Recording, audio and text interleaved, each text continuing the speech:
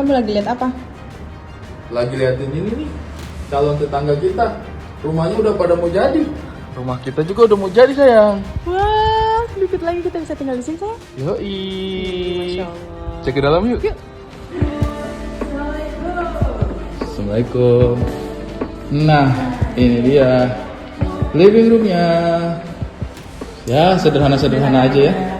Yang penting punya sendiri ya. Insya Allah ya. Sudah di lantai 3, ini ada 3 kamar di sini.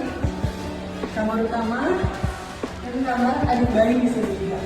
Ini kan ada tangga nih, Yes. gitu ya. Hmm. Ini nanti bisa tembus ke langit nih. Wow. Alhamdulillah, ini dia kamar utamanya sudah jadi. Nah, ini tempat tidurnya Indah nanti di sini. Alhamdulillah. Meskipun rumah sederhana, yang penting udah punya sendiri ya. Iya, alhamdulillah. Yes, pokoknya yang penting kita usaha-usaha saja dulu. Yeah.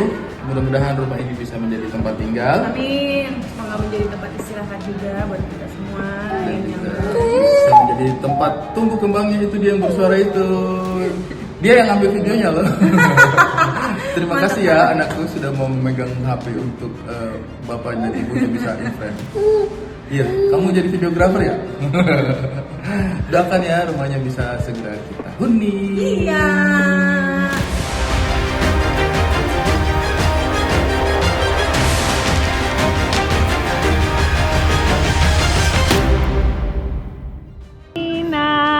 Kaulah wanita yang mulia, derajatmu 3 tingkat dibanding Yaji. Ya anggaplah innalillahi wa inna ilaihi raji'un. Walau misalnya ya memang ya yang bayar itu Indah Permatasari, yang keluar dari tangannya Indah Permatasari. Tapi lagi-lagi jangan bilang Indah Permatasari. Saya berjuang mulai dari kelas 5 SD Indah Permatasari. Indah enggak pakai sabun yang mahal ya. Kita kan orang miskin dulu, sekarang kan mereka kan bisa beli di mall, beli apa. Saya pakai sabun kotak yang begitu, saya kasih mandi Indah Permatasari. Tapi jadi juga orang nomor 1 ya. Jadi orang sukses. Cuma bukan karena laki-laki itu. Kalau sama Bang Ari itu sebenarnya kita sih usaha ya pastinya. Ada banget usaha aku tahu banget kayak gimana Bang Ari ke orang tua gitu. Tapi kan ada hal-hal yang nggak memungkinkan itu terjadi gitu. Jadi ya kita nggak usah terlalu memaksakan. Oke. Luar biasa mewahnya, luar biasa meriahnya. Ya tidak disangka aja orang yang begitu, keluarga laki-laki yang begitu bagus, begitu menghargai orang. Terus adat dan istiadatnya itu dijunjung tinggi sama keluarga di pihak laki-laki. Alhamdulillah sekali. Di situ saya bangga yang dari 2019 sampai pas hari H-nya itu seorang ibu yang pernah tidur selama berapa tahun itu dari 2019 sampai sekarang langsung terbang. Tidur panjangnya sudah terlalu lama. Jadi karena diangkat derajat sama keluarga laki-laki. Saya juga tidak sangka anak yang saya tidak pernah rawat seperti rawatnya Indah Permatasari. Luar biasa diangkat derajatnya setinggi-tinggi sama Allah. Yang angkat itu. Saya tidak sangka anak yang saya tidak perhatikan layaknya Indah Permatasari mulai A sampai Z, anak yang diangkat, anak itu pula yang jambak saya. Tapi anak yang tidak saya perhatikan, anak itu pula yang angkat derajat saya tinggi-tinggi. Itulah rencana Allah, kita tidak tahu. Saya terlalu banyak sayang sama Indah. Terlalu sayang barangkali akhirnya dengan cara begitu barangkali Indah menjambak saya, mencaci maki saya, menghujat saya dengan mulut-mulutnya yang luar biasa. Tapi tidak apa-apa. Kata Pak Kiai, kata Pak Ustadz, anak itu tidak selamanya bagus. Saya punya anak 7, jadi tidak semua bagus. Ada anak yang angkat derajat saya, ada anak yang menjambak saya, menginjak saya. Indah itu tidak minta dilahirkan. Ya Allah, subhanallah, subhanallah, subhanallah. Ya tidak apa-apa. Sepanjang netizen yang menghujat saya, sepanjang itu pula Allah lebih angkat derajat saya setinggi-tingginya. Jadi saya tidak terlalu ini. Dari sebelum Indah ketemu sama manusia ini sudah jadian memang, tapi Indah itu memang bukan Indah. Sinta itu memang masih tidak begitu. Karena itu anak kan belum serius. Tahu ini si laki-laki karena dari kerjanya di Makassar dia ikut lagi Sinta ke Jakarta. Ya begitu-begitu. Sudah saya tuh enggak terlalu siapa dia, orang ningrat atau orang kaya atau apa, enggak. Saya tidak tahu itu orang hebat orang tuanya. Tak tahu pas hari H itu saya tahu bahwa orang keturunan orang hebat. Saya tidak tahu itu sebelumnya. Nanti orang cerita undanganmu tadi kemarin ini. Subhanallah, dari mana aja itu undangan itu sampai sehebat begitu acaranya, semeriah begitu acaranya, itu sudah teratur, kayak saya sampai apa seserahannya begitu, saya tidak sangka itu. Sampai mami harus begini kan dia apa namanya, pernikahan itu ada aturan-aturan harus begini, harus ini. Saya tidak sangka itu. Di situ saya diam, lama saya sabar, walaupun saya ngoceh-ngoceh di YouTube saya, ngoceh di TV. Kata Pak Ustadz, kata Pak Kiai, kalau kamu sabar menghadapi segalanya itu, Allah angkat derajatmu tinggi lebih dari itu. Benar sekali sayangku, benar. Walaupun anak-anakku menghina saya, termasuk suami saya menghina saya, terus ada juga keluarga saya yang seolah-olah saya ini jahat, seolah dibikin saya ini jahat banget di mata manusia. Tapi alhamdulillah, tapi di mata manusia seorang keturunan ningrat datang di keluarga saya. Di situ saya bangga, oh ini jawaban. Selama ini saya sabar, dihina sama netizen, dihina sama manusia-manusia kotor, saya kalau boleh ngomong itu yang menghina saya itu lalar. Itu lalar-lalar yang kotor yang di bangkai-bangkai itu yang menghina saya. Jadi di situ saya menilai, oh ini kalau misalnya dihina sama orang itu, kalau misalnya diterima apa adanya, hinaan, cacian, oh ini jawabannya. Saya tidak minta diumrahin. Saya tidak minta datang keluarga hebat ini, tapi datang di sini bertubi-tubi Allah angkat derajat saya diumrahin. Allah kasih ketuk hatinya Indah Permatasari di saat saya hari Jumat lagi baca Yasin. Tapi di situ Allah itu kita tidak tahu itu rencana Allah itu. Lamanya saya diam, lamanya air mata saya itu diangkat derajat sama Allah setinggi-tingginya dengan keluarga besar ini. Saya tidak tahu keluarga ini keluarga ningrat, saya tidak tahu. Banyak orang kasih tahu, oh beliau ini tidak menampakkan keturunan raja, tapi tidak menampakkan. Tapi selalu orang bilang waktu waktu dalam pernikahan baru saya tahu, oh ini orang ningrat, orang ini keturunan darah biru. Tapi pas hari H baru tahu saya itu, karena undangannya itu ada teman papinya, dosen teman papinya itu sampai menangis di tempat di atas. Itu manusia dari mana saja diundang. Itu kan lebih 1.000 orang yang diundang. Coba bayangkan. Itu manusia, ya Allah, dari mana saja katanya. Saya tidak mau sebut itu pangkatnya yang datang-datang itu. Katanya ada yang pegawai begini, ada pangkatnya begini. Saya tidak tahu. Sesudah ada video saya, ini orangnya ini. Baru saya tahu pas posisi hari hanya.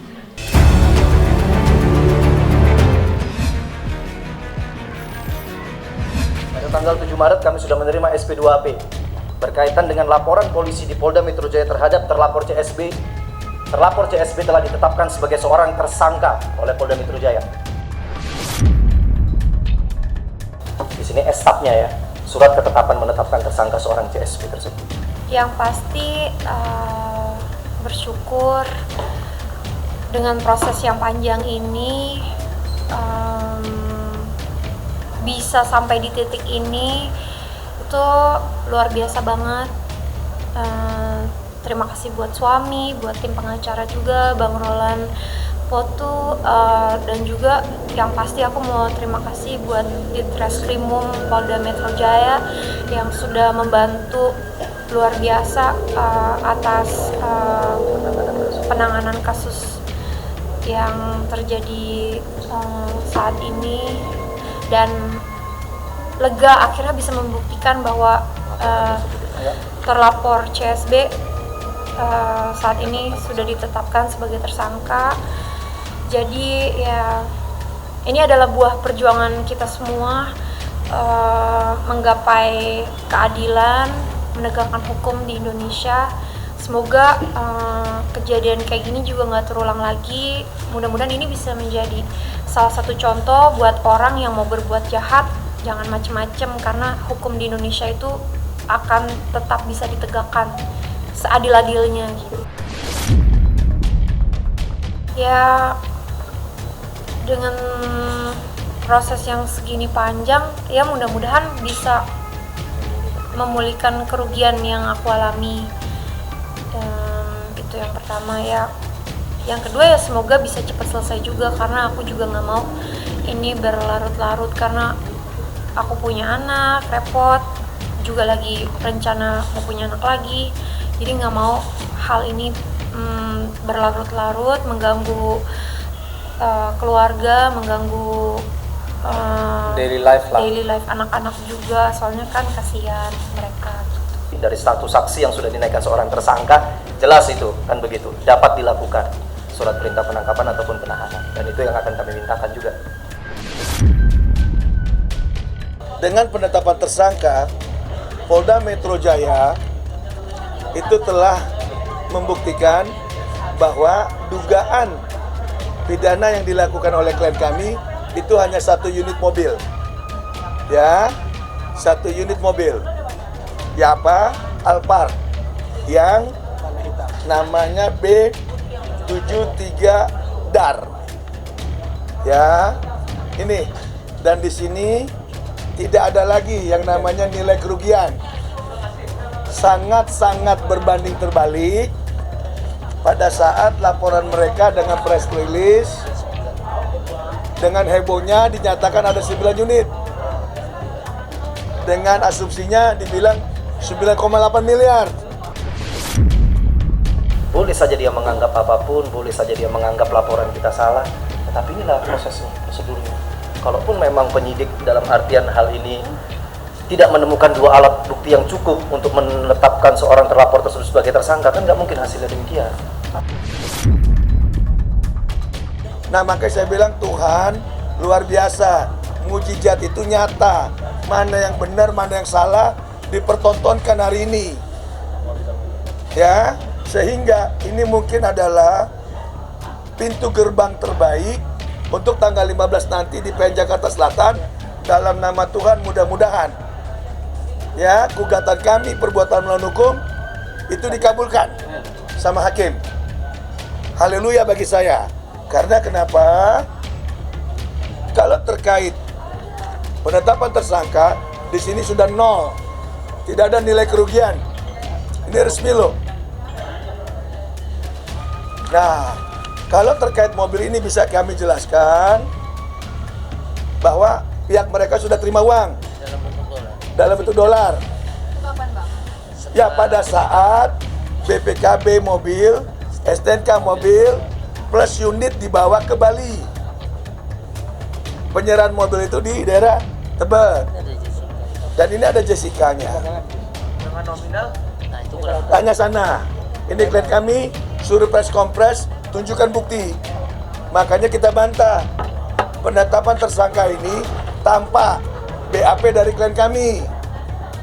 Kalau polisi memegang ini, mungkin klien kami tidak akan menetapkan tersangka, ditetapkan. Karena mobil sudah dibayar. Tapi karena tersangka itu berdasarkan pemanggilan yang tidak datang, makanya dibikin jadi tersangka. Tapi itu bukan neraka bagi kami. Dan kalau tadi dibilang jemput paksa, silakan. Itu kewenangan polisi. Dan kami tidak akan melakukan upaya lain. Kami tidak akan melakukan pra peradilan. Kami malah meminta dengan penetapan ini, tolong segera kirim ke kejaksaan biar bisa diproses. Jemput paksa itu kalau itu kejahatan luar biasa, narkoba, pembunuhan, kerugian negara, teroris itu boleh. Korupsi. Ini cuma 1 unit dan itu tidak ada nilainya kok. Dan ini semua buktinya udah dibayar kok. Kebohongan apa lagi ditongolin?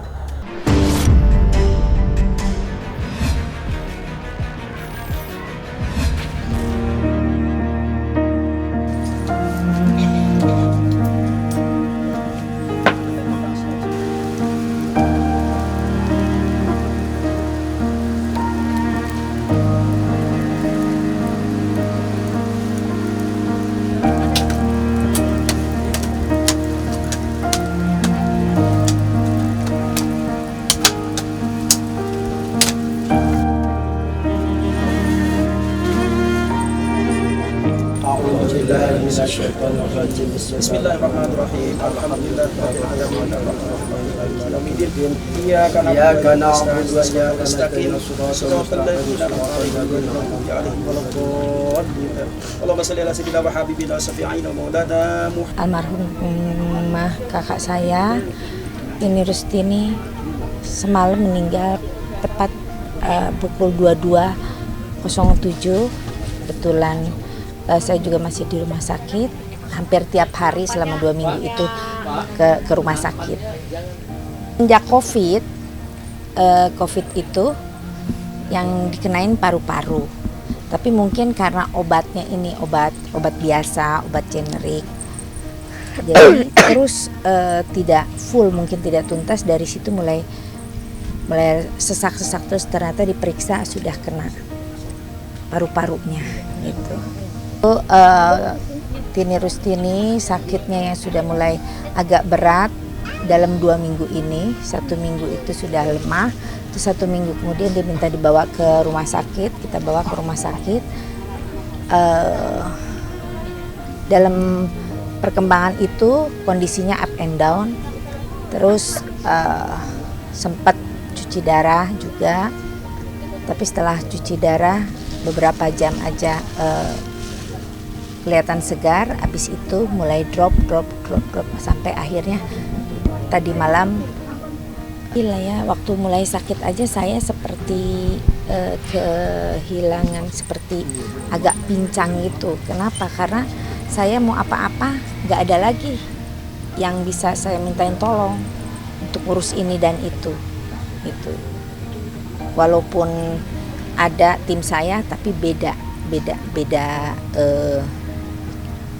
cara pengerjaannya dan kita keterbukaannya juga kan beda. Dengan kakak Sidi kami sangat dekat hubungannya. Nah, kakak saya ini yang jarang sifatnya seperti almarhum mami saya, sedikit berbicaranya, dan alhamdulillahnya pernikahannya dari masih gadis sampai sekarang sama suaminya, punya anak 2 dan cucu juga 2 orang, tapi yang satu putrinya belum menikah, dua-duanya perempuan. Jadi selama sakit inginnya di rumah saya. Jadi selama 8 bulan sakit ini dia mintanya di rumah saya aja, pengen deket katanya. Ya udah, saya pikir di rumah saya nggak apa-apa. Walaupun saat itu suaminya kurang enak, tapi saya bilang tidak apa-apa, biar kita kumpul, biar kita kasih semangat apapun itu. Putra saya Angga waktu telepon itu dia minta video call. Begitu video call, wah langsung nangis kejar bahwa dia nggak mau kehilangan mami. Mami itu sangat orang yang sangat baik, pasti dikelilingin bidadari, harus kuat mami. Itu nggak sanggup kalau sekarang ini harus kehilangan mami. Sampai tadi juga dia nggak mau video call. Anak saya juga sangat dekat, kalau mau apa-apa, karena sabar, nggak pernah ngomel, nggak pernah apa-apa, jadi semua merasa dekat. Semua keponakannya juga begitu dengar sakit semua ngumpul, pemersatu keluarga. Almarhum kakak saya itu orangnya sangat-sangat sabar, seperti ibu saya, tidak pernah mengeluh, menjalankan hidup juga dengan apa adanya, dan tentunya orangnya sangat gesit gitu. Walaupun dia ibu rumah tangga tapi gesit. Kalau ada apa-apa beliau cepat dan cepat tanggap gitu. Yang jelas tidak pernah kedengeran suaranya. Jadi kalaupun dia marah, kita nggak tahu dia marah atau enggak. Sangat sabar. Untuk seluruh pemirsa TV dimanapun berada, saya Nia Daniati beserta keluarga dan mewakili keluarga almarhum, mohon maaf lahir dan batin apabila ada teman-teman almarhumah yang belum sempat ketemu. Saya mewakili keluarga, mohon maaf lahir dan batin. Dan juga saya mohon doanya kepada semua pemirsa TV, semoga almarhum kakak saya ini